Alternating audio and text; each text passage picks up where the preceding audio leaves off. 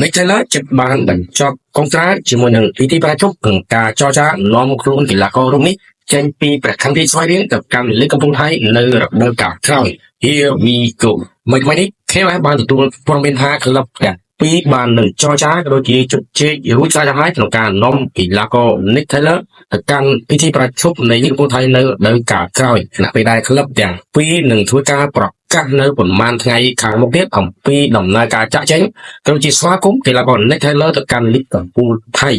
ដែលថាកីឡាករជំនាញជើងឆ្វេងរូបនេះ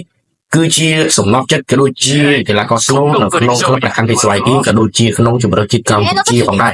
ហើយនេះជារឿងល្អសម្រាប់បាល់ទាត់កម្ពុជាដែលអាចមានកីឡាករខ្លួនខ្មែរកាត់ទៅលេងនៅលីកកំពូលថៃដែលពីមុនធ្លាប់មានកីឡាករខឹមបូរីសាជាខ្មែរលេងនៅលីកកំពូលថៃម្ដងរួចទៅហើយចូលចាំមើលការប្រកួតប្រជែងកម្រិតនៅលីកកំពូលថៃតើ Nick Taylor ធ្វើបានល្អកម្រិតណាយើងរងចាំតែនេះអរគុណច្រើន